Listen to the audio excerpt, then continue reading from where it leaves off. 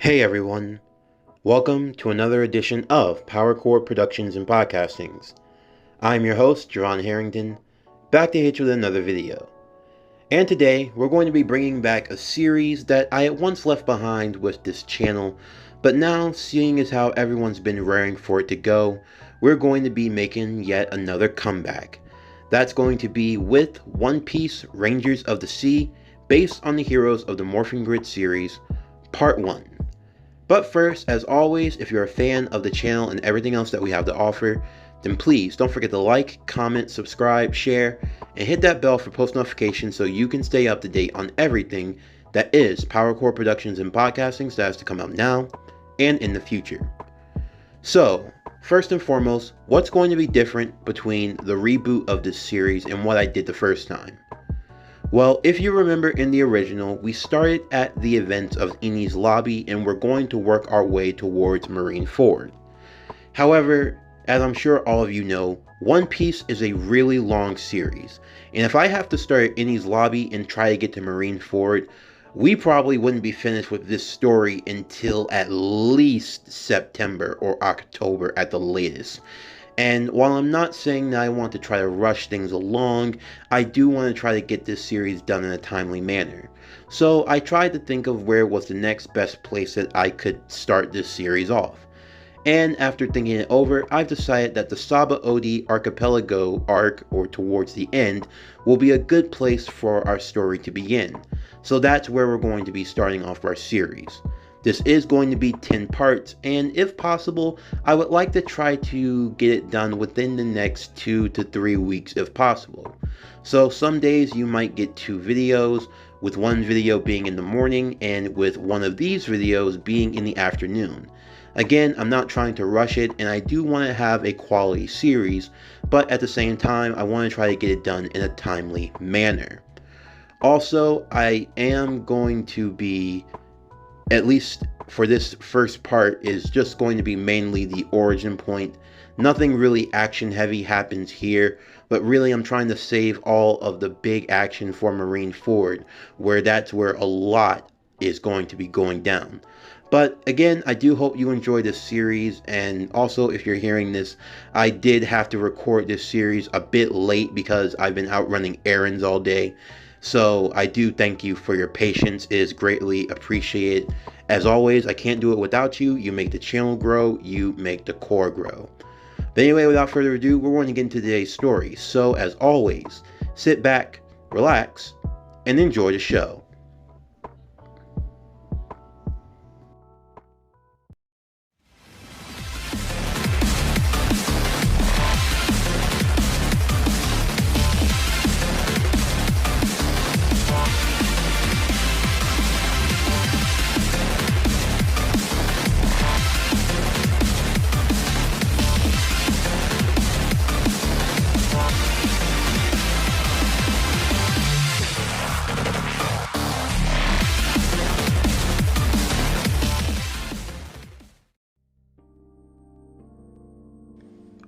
Wealth, fame, power.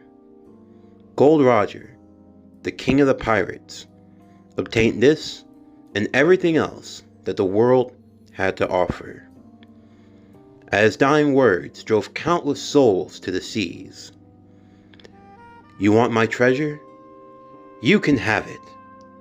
I left everything I owned in one piece.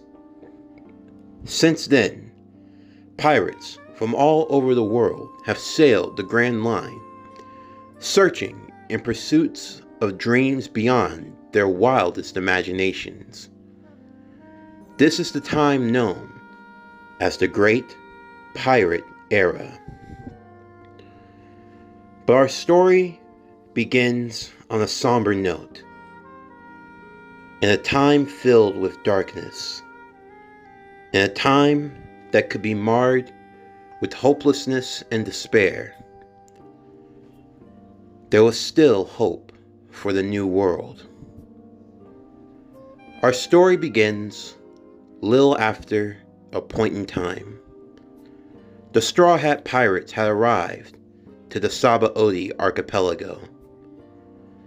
There, they found new adventure meeting the likes of Silver's Rayleigh, one who served under the late Pirate King himself, Gol D. Roger.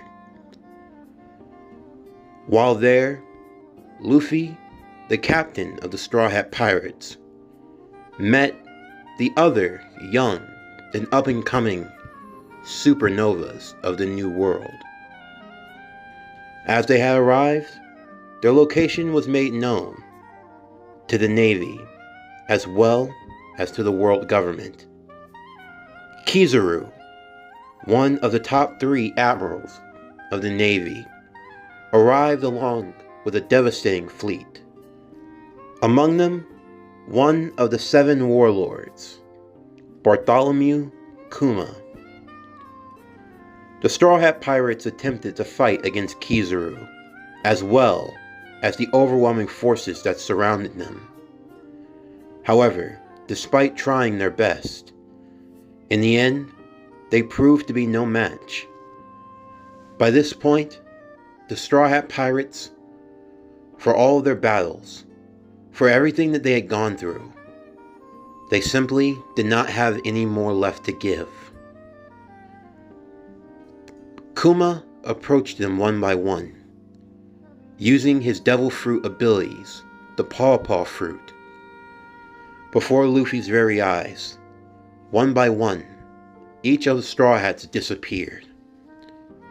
However, what Luffy did not see was something that Kuma muttered to each one of them before sending them on their way.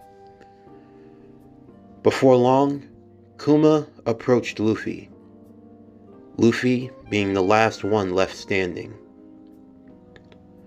As Luffy stood to the pacifista, he felt as though he were broken in every way. His pleas, his crying, the anguish over losing his crew. He had lost them all. My crew. They're gone. They're all gone. And it's all my fault. Straw Hat Luffy. What? What do you want from me? Kuma lowered his head, making sure that no one could hear him. Straw Hat Luffy. In 21 days' time from now, your brother, Fire Fist Ace of the Whitebeard Pirates, is set to be executed at Marineford. As if things couldn't have gotten any worse, the mere mention of Luffy's brother and Ace being executed, how much more could he take in one day? Luffy looked at Kuma with disbelief. That couldn't possibly be true. Ace being executed? That made no sense. How would Kuma know this? And more importantly, why would he tell him this? However, from the seriousness in Kuma's voice, Luffy could tell that this was not a lie.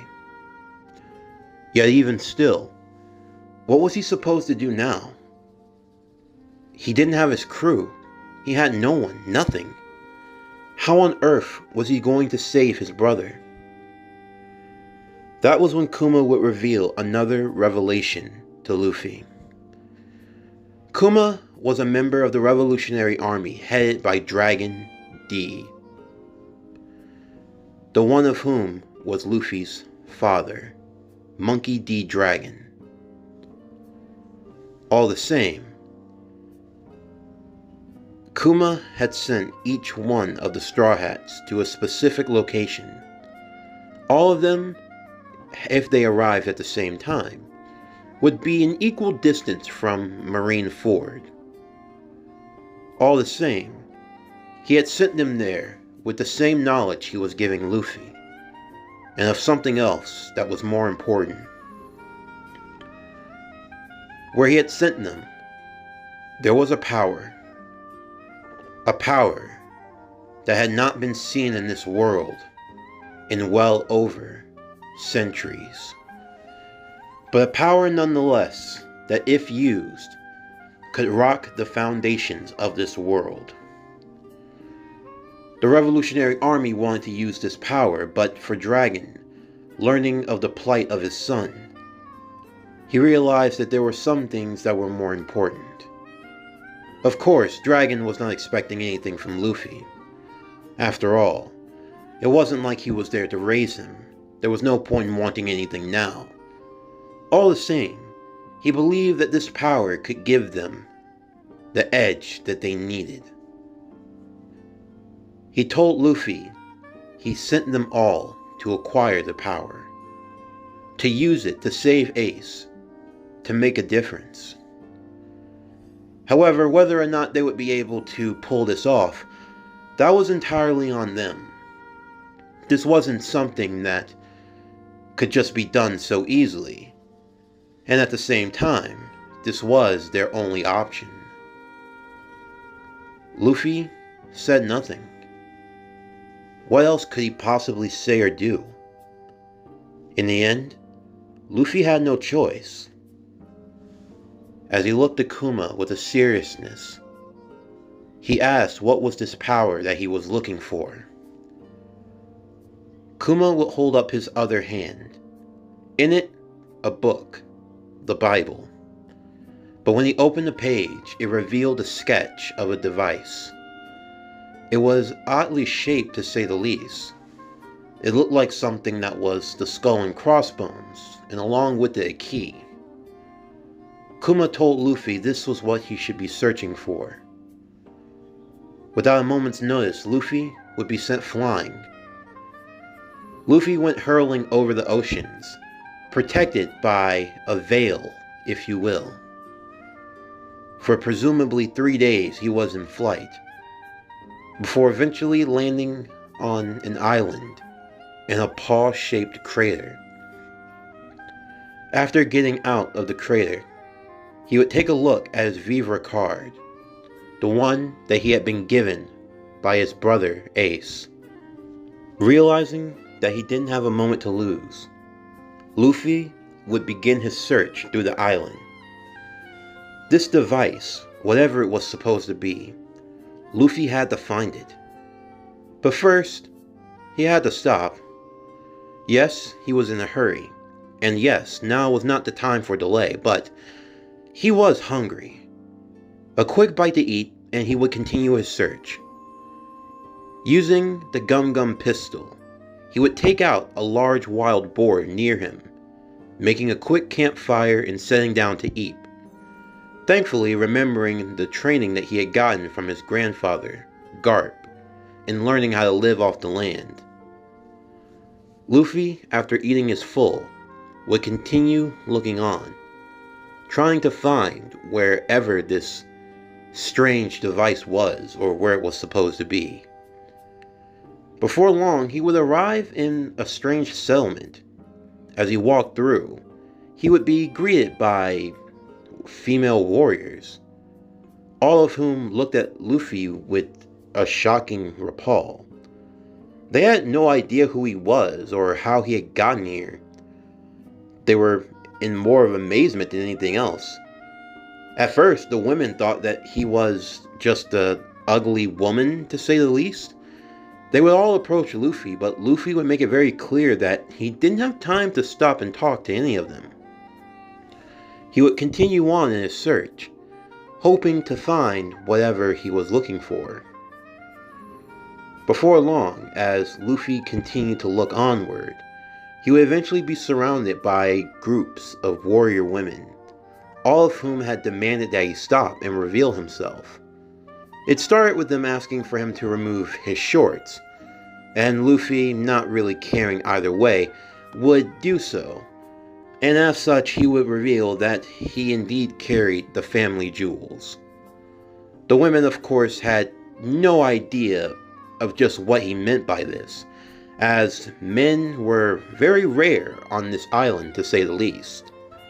Among them, the warrior Marguerite would step forward, asking just who he was and why he was here in the first place. Luffy revealed that he didn't have time for this, He told them of the object he was looking for, and that if they could help with that, he would be very appreciative. But now he didn't have time to play games. Realizing what he was asking for, the warriors would take out their swords and spears immediately, attempting to confront and eliminate Luffy. Before he knew better, Luffy would find himself running through the island itself, being chased as they were hunting for his head. Before long, Luffy would eventually make his way to the center of the city, where there, the ruler of the island would make herself known, the leader of the Kuja pirates, none other than the queen herself, Boa Hancock, or as she was better known, one of the 7 warlords of the sea. A group of pirates who served personally under the world government. As Boa took a look at the young man that was running amok amongst her city, she became agitated immediately, trying to figure out what he was doing, and just how on earth he had gotten to Amazon Lily in the first place. Luffy rocketed himself in front of her, asking if she knew what was going on, and just why on earth everyone was trying to kill him. Hancock would explain that on this island there were no men, and as such he was a trespasser and someone who would be sentenced to death.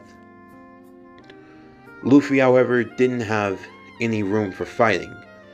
He explained what he was looking for, and that he needed to find it quickly to save his brother. However, Boa did not want to hear any of this.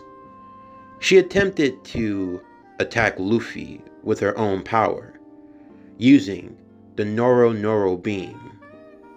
When she launched it towards him, Luffy would move out of the way, and it would end up hitting a few other women also, Marguerite being among them, and they would be turned into stone.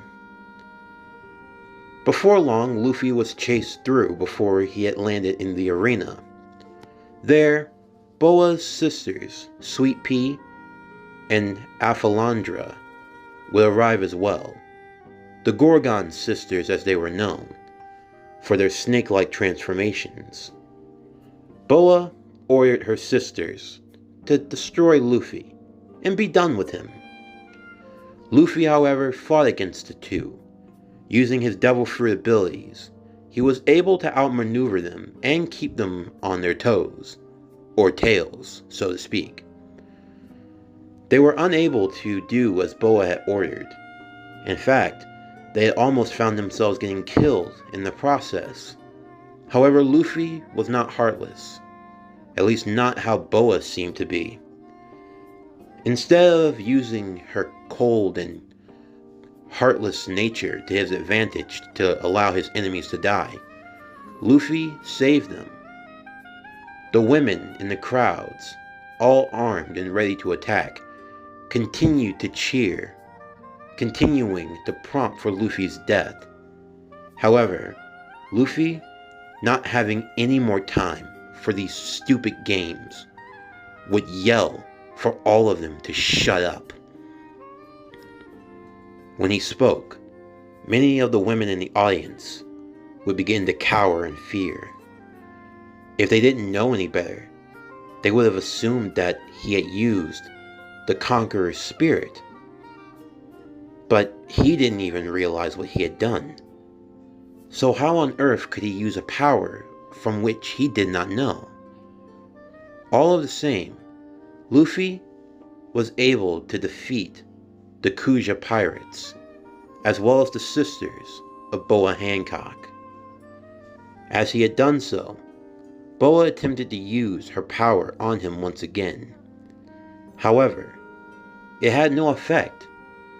The power that could ensnare any man, it did nothing to Luffy. She was a bit fearful. However, Luffy approached her. He calmly but hurriedly spoke once more, telling her that he was in a situation. His brother was going to die. His family needed him. And right now, whether he wanted to admit it or not, the enemies he was going to face, he was not strong enough to defeat. And if he did absolutely nothing, then he was going to lose everything. As Boa listened to his words, she asked if Luffy would seriously take on the world government. Was he really that eager to do so? Luffy without hesitation explained that he had his dreams in life, his goals, his aspirations. But above all else, saving his friends, his brother, that came first, before anything else. Realizing that his words were true, Boa would stop the fighting. Boa, along with her sisters, as well as Luffy, would be escorted to the Kuja Castle. There, Boa would explain the story of her and her family to Luffy, revealing the scar on her back, the red mark, the mark of a slave. She revealed that she too had animosity towards those of the world government, and even she would wish for the destruction of the world nobles, wishing to be free of the scars and the pain that they caused her. Believing Luffy to be true, and starting to build her own feelings for him as well, she would reveal the sacred treasure, the one of which Luffy seemed to be searching for. After bringing in a chest and unlocking it, Luffy would see what was inside. He would see a small box. It was a red box with a silver insignia upon it. As Luffy opened the box and looked inside, he saw the device that he was looking for. Boa would explain that they had tried to use that thing many times before, but it never worked for any of them. As such, they had no way of knowing what to do with it, so they just kept it hidden here. Of course, they were surprised to learn that Luffy had known of its whereabouts. However, Luffy didn't have time to explain anything to them. As he opened the box to take out its contents, he would also see a note. It was old and worn, but still eligible enough to read. On the note, it simply said, "Here I trust to you, to a future that burns a bright crimson. Sincerely, Captain Marvelous." As Luffy finished reading the letter and taking out its contents, Boa explained that the small key-like object went into the larger one. But yet for all of them, whenever they had tried to do so, nothing ever seemed to work. Of course, if it didn't work for Luffy, they still trusted him to take it. All the same, Luffy could only hope for the best. As he took the key and placed it inside of the mechanism, twisting it, a discharge of red energy would emerge, engulfing Luffy entirely. Everyone watched on in shock, not knowing what was going to happen next. They had no idea what was going to take place, or what was going to happen to Luffy. As the light dissipated and they watched, they saw that Luffy had transformed into something entirely different. He was in a red suit like that of a pirate.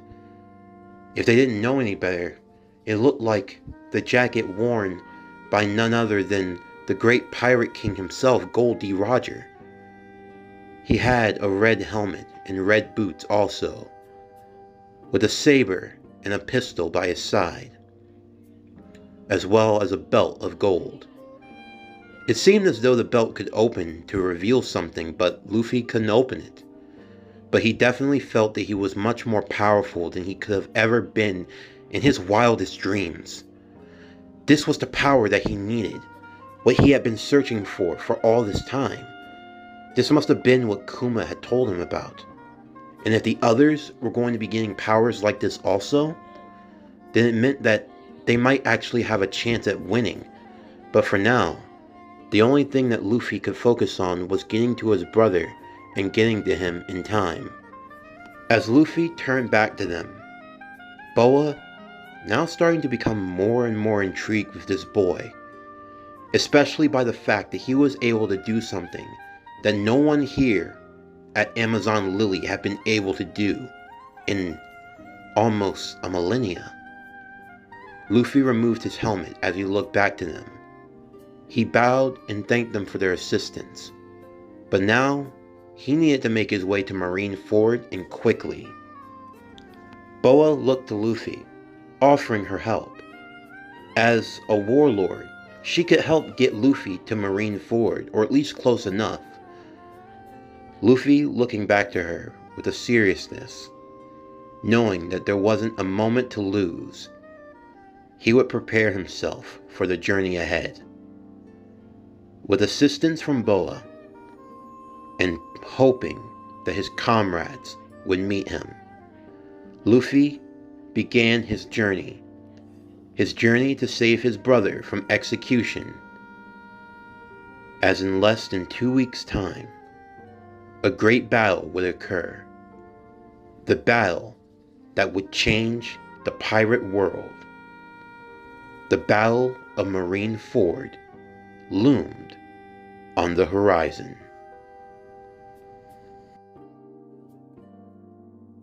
This concludes One Piece Rangers of the Sea, based on the Heroes of the Morphing Grid series, Part 1. As always, if you're a fan of today's video and everything else that we have to offer, then please don't forget to like, comment, subscribe, share, and hit that bell for post notifications so you can stay up to date on everything that is PowerCore Productions and Podcasting that has to come out now and in the future. Stay tuned for tomorrow's special Saturday video as we begin What If Tanjiro Had Venom? Demon Slayer Dark Fury Season 2 Part 1. But anyway, that's going to do it for the end of today's video. I'm Javon Harrington with PowerCore Productions and Podcastings, signing off, and I'll see you next time.